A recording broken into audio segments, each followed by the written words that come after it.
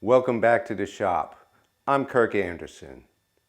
Now this week's project goes hand in hand with a project from a couple of weeks ago.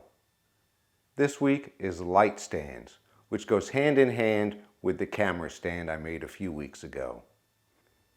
In everyday shop operations, the shop lights I have provide plenty of light.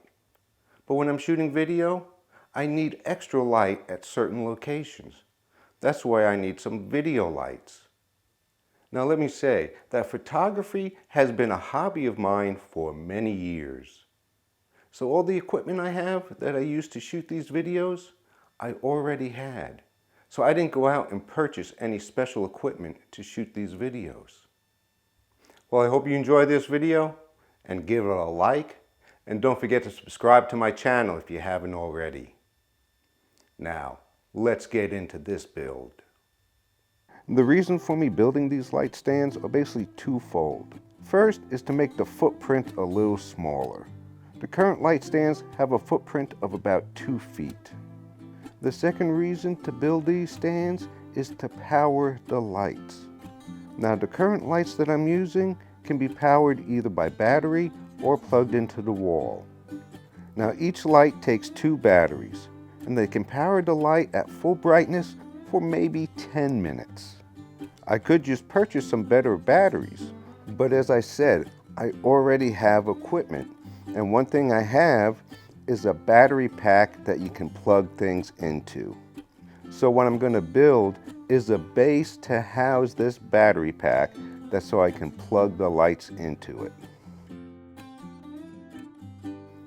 First, in breaking down the material, I'm going to break down some 1/2-inch plywood that I'm using for this project.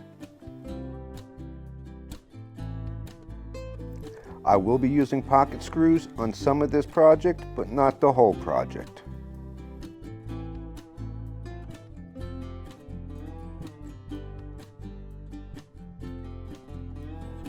Now where I'm using the pocket hole screws is basically on the wings that will be supporting the casters. In attaching the wings, of course it's just glue and then screw it in with the pocket screws. Now I did clamp a spacer board to the side to easily align the wings up. Next is to attach the top and the bottoms to the sides.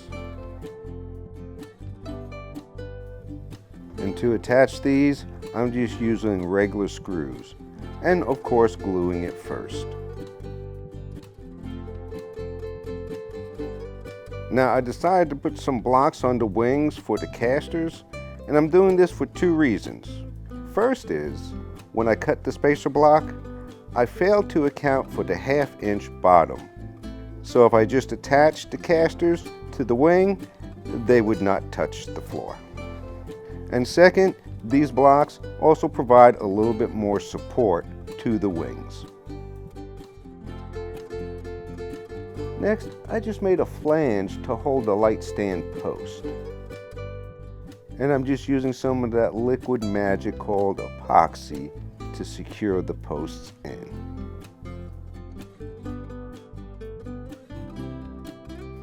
Now in attaching the flange to the base, I'm just screwing it in. I'm not gluing it.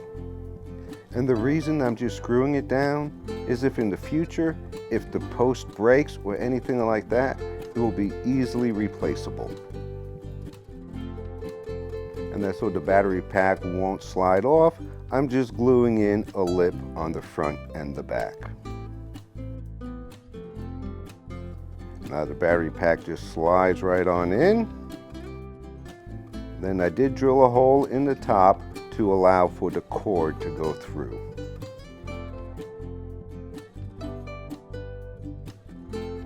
And then I just attached the converter for the light with Velcro to the side of the base.